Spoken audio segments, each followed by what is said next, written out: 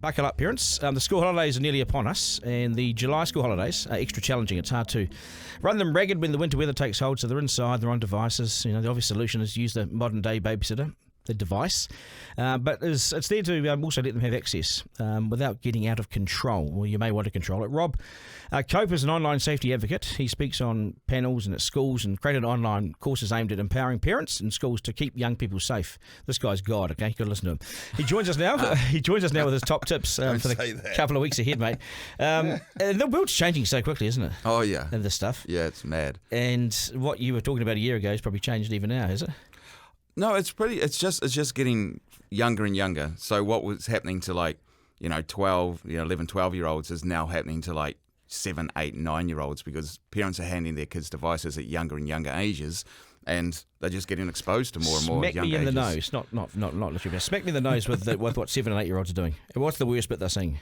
Oh, well, I think one thing parents don't really understand is that if you haven't put a filter on the device that your child has, it's only a matter of time before their curiosity kicks in and they're going to discover whatever it is that they're looking at. Remember when we were kids, we used to type boobs into the calculator? Rob. Right? Rob. Don't. I know. Yeah, I do remember that? And, yeah, I do, actually. And all you got was boobs, the word boobs. If a 6-year-old can spell boobs and they type that into Google, and press return. They're gonna get boobs, like actual porn. I mean, and that's a reality of what's happening. Porn's coming their way anyway, though, isn't it? I mean, there's pop-up, there's all sorts of sort of casino pop-ups and porn pop-ups and everything, isn't there? Well, that's it. Like your kid might be playing a free game on their tablet, and the porn industry does target children within children's games. And I've had friends who have had they've got an 8-year-old sitting on the couch playing a free game on their tablet, and there's been a porn video pop up in the middle of it. But we're in the middle of trying to block that now, aren't we, as a country? We've finally jumped on board that. No. No? No. The URLs, the URLs that they're trying to block, there's 30,000 of them, which is fantastic. And I know Joe Robertson from the Light program and Holly have been working really hard on it. Brilliant. That's the extreme end of it. That's like pedophilia and the hardcore stuff. That's not just porn. There's millions of porn. Soft porn stuff. Right. No, not just soft porn, hardcore porn. None of that's getting dealt to at all. That's still right there on every single device. So what do parents do then? Because they're sort of half working, half not. The kids are over there and they do love the device as a babysitting tool. Oh yeah. So what do we do? I think it's just you need to understand the reality of what our kids are facing. When our kids are on a tablet all the time, this is hyperstimulation, and all the rest of the world just becomes grey. Because how exciting is this when I've got this to look at the whole time? It's so true. What you've just said, I reckon, just bangs it on the head, just like that. When they come off, when we ask them to come off that device, go and have dinner with us, and they look at us disinterested, they're not engaged, and so we tell them off. But they're in another world. They're in that world of excitement. Yeah. And then there's the boring guy that's just made them suicide. Exactly. You know? Like real life does not compare to this device that's right in front of them. That's what's best described as a super stimulus. So anything that porn is a super stimulus, gaming is a super stimulus, which means it exists nowhere in nature. It's a heightened It's a drug, isn't it? Yeah, very much so. And so it's like bing, bing, bing, bing, and all this dopamine's going off, and it's very exciting. So in the real world, you get a dopamine hit from say I'm going and collecting field mushrooms, and I find some mushrooms, and it's like, oh, I want to find some more. Not the mushrooms. Yeah. Not the magic mushrooms, the field mushrooms. Oh, field mushrooms. Yeah. And so it drives you to go find more, and that's what dopamine's for. But when you're on a tablet, you get it just by scrolling. Yeah. And it's that hit and miss thing, so you're not constantly getting it. I see it with my son. I see it, last night I had to say, okay, bed now. Yeah. Put it down. It's just constant. Oh, yeah.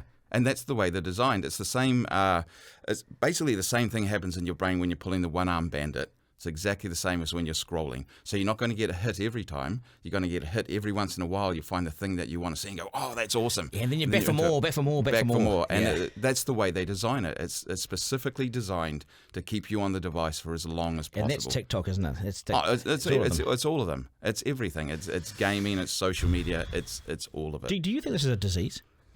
A disease? That is. I think it's an addiction. Yeah, same thing, isn't it? Yeah, it is. Because our kids have disconnected from us because we're stuck on our own devices and we're busy and we're working, and they've connected to this hyper-stimulating thing that they just can't get away from, and it is an addiction, and they can't stop. When you take it off them, they yank it back, and suddenly it's physical, and I've seen it with other households as well. You're taking their drugs away from them. Last night I went around to pick up my son from his mate's place. There were 4 of them in the lounge. I could see them through the window, and I knocked on the door. Yep. Oh, it's me, and they looked up, back down, and I just went and sat in the car for 10 minutes. They didn't open the door. They were on their phones. Yeah. I know, that's what we're up Little pricks. And we created that. We allowed that to happen. Of course we did. Because we're addicted to it. And I joke when I give my talks that I was once 78th in the world at Angry Birds out of 20 million players, So I understand the addictive draw of it. It's really hard to put it down. So what do? We just flick the switch and say, you're right, it's off now? Because the kids won't accept that anymore. I don't care what the kids accept. Like, we're the parents. Yeah, kick ass. Yeah, very much so. Oh, the kids don't. Who gives a shit what the kids think? I mean, seriously. This is refreshing, isn't it? Yeah. I'm here to be a parent, to love my children, guide them, nurture them, and lead them. I can't do that if I'm trying to be their best mate. But they're gaming and playing with their mates all around the country. So you got 4 of them on all LinkedIn and doing their thing. Don't you tell me I can't do this, Dad? Yeah, exactly. I've done my homework, so what's the matter? Right. And if that was for half an hour a day, that would be fine. But it's for 10 hours a day, mate. Yeah, it's extremely long amounts of time. And then they get stuck in this zone. And once you pull them out of that zone, you see them. They're hyper. They're zombies. And they've got they've been high on dopamine and adrenaline for hours and hours and hours. And now they're just Last night I witnessed this. The father brought some pizza home and put it in front of them. Mm-hmm. And they just picked it up, started eating it. Not thanks, Dad, for dinner. No one sat around the table. It was... I'm not saying that was wrong. All I'm saying is I observed it, and it's happened at our place too. It's just the life's become this chaotic mess. We don't sit around the table with a white picket fence anymore and that sort of thing. No, we have to start getting back to the dinner table. A lot of parents say, "Oh, kids these days." Guess what? It's you. We created the kids. This is what we allowed to happen. How many hours a day is too much, and what's about right? Oh man, I'm big advocate for hardly any screen time. So half an hour a day on a screen is really. I think foreign to these kids. Yeah. I mean, and I try to keep to that myself. In fact, last week we even decided to remove the TV from the house just to see what would happen. And in that 1 week, my son, who's 14, ADHD, dyslexia, really struggles at school. He read a whole book, a Heroes of Olympus book, 550 pages. He read that in his spare time. Isn't that good? We don't have gaming or anything anyway, but just that other time that he might have just been watching a program here or that, it wasn't there. And then my stepdaughter started writing a book, and she wrote 4 chapters of a book. So it's a bit old-fashioned to even just talk about it like that, isn't it? It's awesome. I was at Parent-Teacher Day yesterday, and the teacher said one thing you could do is finish that book that you got out from the library. You need to read it. Yeah. Now, I haven't even seen that book at home. Right. And he's not sure where it is, but I haven't seen him even start it, let alone finish it. Yeah. We're not doing these things anymore. No. I mean, we've just... This stuff, as I said, this stuff is so addictive even for us. We as adults are addicted to this tech, our phones. You go out with a mate and you're sitting there having a coffee, he'll bloody pick up his phone. Oh, I hate it. And man, I've taken an hour of my day to come and be with you. I've seen people your fucking phone away. I've seen this is good. I'll keep this going. Send your thoughts and give me a call. Tell me what you think. But the thing about this is, and I see this with people out for dinner and families and things, they're not talking. No, it's got. And I know we talked about this a couple of years ago, and is it going to get worse? I'm going to call it right now. It's got way worse. Yeah, it has. I hate it when I go to a cafe and I see a whole family out. They've taken the time to go out as a family, and they're all sitting there ignoring each other on their phone. What's the point? And that starts from the top down, because that wouldn't be happening if you weren't addicted to your own device. You wouldn't tolerate it for your kids, because you'd see what it was doing to them, and you'd go, nah, I'm not going to allow that to happen. And mum and dad are sitting in that lounge at night. There might be something on the TV, but they're not watching it. They're both on their phones, and then the kids are in their rooms on phones. Yeah. It's zombie town. So number 1 rule for all parents, no devices in bedrooms ever. Okay, there should be no devices in bedroom. Right, so you turn them off? No, just don't even allow them to have them in the bedroom. So no phones in the bedroom, no tablets in the bedroom, no gaming consoles. See, a lot of parents say to me, oh, my kid can't go to sleep without a tablet. I'm like, bollocks. Yeah. That's just the culture you've created within your home. Yeah, and that's terrible having the blue light there, isn't it? The blue light for... And they're not getting the sleep. And they wake up at 2 o'clock in the morning, the tablet's still there, and they go, oh, they can't go to sleep without it. And I'm like, change the culture. I reported on this kid yesterday, 11 years old, who had spent 16 grand on his mother's credit card on online pokies.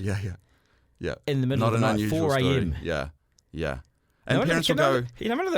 they're truant because they're tired. Yeah, they are. And so a massive thing principals are telling me and teachers are telling me, our kids are coming to school exhausted. So Monday used to be a massive day for learning. You know, the kids were relaxed from the weekend. They come in. Now Mondays are a write-off for many teachers. They don't even try to do anything decent on a Monday. Wow, no because wonder the we're kids are slipping back. zombified. Yeah, but is this the same around the world? We surely our kids aren't around the Western only world. ones doing this. No. Across the Western world, I mean, it's pretty clear. All the evidence is pretty clear. We're all on the same Employers are saying journey. this too. Employers are saying they're getting these kids and they don't know how to work. And they can't stay focused. No. And teachers will say that too. When a TikTok comes up every 8 seconds, how is the real world and you have to focus on an actual lesson that isn't 8 seconds long? How can you do that? Okay, let's paint two really great things. A really great thing and a really bad thing. So give me the worst case scenario and give me the one that we hope for, that it's going to be all right in the end, you know? Okay, worst case scenario is actually happening for most kids, in my opinion, because they're fully addicted. They can't get off. The girls have massive anxiety and depression because of the social media. They're constantly comparing their lives and how boring their lives are as to everyone else, how exciting it is online. Our boys addicted to porn because it's on every device, and our natural inclination is towards sex and towards fighting and all that. Isn't so it the though? gaming is like right there, you know, so it got all of that. Tough guy stuff, isn't it? Well, yeah, I mean, our natural thing, we want the hero's story. We want to be the one who rushes in and saves the day and slays the dragon and, you know, and saves the girl. And you get that with gaming. But if you're in getting the real that in world, gaming, if you're going to go slay the guy over there or whatever, you've killed him. That's real life. Yeah. But they don't necessarily, like if they're playing Grand Theft Auto, a lot of that, of course, sometimes gets carried out into the real world. And that's why we got all these ram But don't they raids, have to be on devices, though, because they are part of this modern world and the world is what it is? No, bollocks. Yeah, okay. You know, Yeah. It's like, yes, tech is really important. Tech is amazing. And what we can create with it is awesome. We wouldn't be able to do what we're doing here This is all without tech. it. Yeah, it's amazing. But how much we give our kids, and most kids aren't actually sitting there coding and doing amazing things. No. They're just lost in entertainment. No, they probably are when you go down to those education centres where you see all the recent immigrants coming and they're working their kids, you know, really hard. Right. And the other Kiwis are at home doing the bad stuff. Well, it's I'm just really worried, eh? Well, yeah. I mean, tech is amazing. And if you've got a kid who loves coding and they're really like just into like creating and develop, awesome. Dad, I can't wait to code tonight. I said, Yeah. How many? But I do have parents come and say that to me sometimes. Like, my kid loves coding. I'm like, great, but do it out in the lounge. On the dining room table with a laptop when you can see where it's happening, and make sure it's filtered. Look what people are saying here. I've never seen an advert for porn, much less watched one, and I use devices daily. Okay, so you must be watching something else, but how's this? Far out. My son has ended up as a teacher and a PT, personal trainer. Talk to your kids and boot them up the arse before it gets out of hand, because it's out of hand, you know? And that's really interesting, because I had a mum sit in the front row of one of my talks recently, and she said, no one's ever asked me for a nude on Instagram. And I'm like, yeah, no one wants to see your wrinkly old ass. Like, seriously, like, you're not 12 years old. You are not going to get targeted by the predators the same as the kids are. You know, I went home after a Today FM talk show one day, and my son and 4 mates playing basketball in the driveway, and I talked about pornography all day. Yeah. And the expert said to me, go home and just go, when you go past them, say Pornhub. Yeah. Just say it to them. See what sort of reaction you get. Yeah. So I went past these. They're 4 young, sort of, you know, macho guys, you know. And I just went past them and said, Pornhub. They stopped. The ball stopped. They all went, what? Where? Who? And they pick up their phones. I'm like, bang, guilty, you know? Yeah. You know what big problem with the porn is us dads aren't stepping in and looking after our sons, because we think it's a Playboy or a Penthouse, and we're like, man, I wish I had the porn you had when I was a kid. Yeah. But what they don't realise is that a lot of porn is violent. It's really degrading. Yeah, it's not real life. No, it's setting our children's sexual templating to expect violence and degradation. Yeah, so men stand up. That's the lesson. Well, yeah, step in and protect your sons, because we've got sons who are drowning in this. Yes. Because porn's exciting to start with until it becomes a compulsion. Yes. And then you're sitting there jerking off to stuff that you actually hate, but you're in an aroused state. Yes. So you're doing something that afterwards, they call it post-nut depression. Like, I can't believe I just watched that, never mind jerked off to it. Yeah. And it's not the world we grew up in. And people have rung me live on air and said to me they're in their office, the wife's downstairs, they're doing bad shit. Yeah. I've had it live, you know? Yep, of course. I mean, it's right there on every device. A lot of guys struggle with it. And, you know, so that's... You've got the gaming, you've got the social media, you've got the porn. Like, this is just, it's on all of this, you know, all of the devices. And we need to step into parents, as parents. Step in and stop it. Yeah, and go, look, our kids are drowning. Come on, let's up our game. Yeah, nice to see you. Really, really, really interesting interview. Really fascinating. Great, cheers. I hope there's lots of hope we can take out of it, but I'm not sure. Yes, we were supposed to talk about solutions today, and we didn't do that. Give me one more. Okay, a solution. Us as parents, if you're a parent who's not a hardcore parent and you don't know how to put those boundaries in place. If you're a wimp. Yeah, well, it's not... I'm a hardcore parent because that's my personality and it's easy for me. But a lot of parents, that's not the case. Yeah. And it's because I think they have a belief that if I discipline my kid, if I, put boundaries in place, it makes me feel bad because it makes them sad. They won't like me. And that makes me, and that makes me feel bad. And so you've kind of welded two things together. That discipline equals being mean, but it doesn't. Not disciplining and not putting boundaries in is what is actually mean. Because when you put those boundaries in place, you're protecting them, you're doing what's needed. And do you explain the boundary you're putting in? Do you talk? Yeah, totally talk it through. I mean, we can't just power over kids. We need to say, look, this is what's happening and this is why it's happening. But sometimes you just have enough as a parent. You go, nope, this is what's happening. Stop it. Take it away. End of story. Give me another solution. One more. Another work on. Filtered. Okay, so no devices in bedrooms ever. Talk to your kids about everything. Put filters. No child should ever have any device that's not filtered. My personal thing I would like to get pushed through the government is no child under 18 should be allowed to have unfiltered access to the internet. Everything. Is that possible? Absolutely. You could get a SIM card that, if you're under 18, it goes through a filtering system. You could have a router at home that has one for the kids, which is for under 18s, and one for adults. Yeah, but we guinea pigs, we bring in the vaping things, we bring all that stuff in without any regulation. It can be done. We can put it all back behind the counter. As soon as the internet came out. The horse is bolted, isn't it? No, bollocks. We can. There's always going to be. It's going to be available. Yeah. But we can actually. The whole horse is bolted. I've never met a farmer that when the horse bolted, he just stood there and go, shit. Okay, all the right. The horse is gone. There's nothing I can do about it. We can't. It's not too late to pull it back in. No. I mean, we can't pull everything back in, but we can protect our kids within our own homes. Yeah, no, you're doing great work. Amazing work. I appreciate that. Nice to see you. We'll get you back, okay? Appreciate it. Good stuff. Garner. It's pretty scary though, isn't it? I mean, we've all got teenage kids, and we just don't want our young boys to become sort of misogynistic bastards and twats, Well, we haven't even talked about Andrew Tate yet. Oh yeah, Andrew Tate. Well, my guy was following Andrew Tate. Oh, okay. Yeah, exactly. Not now. Scary, yeah. Not now. Not now. Yeah. Hey, good to see you. Good to see you. Okay, so I'm out. Yeah, you're gone, Burger.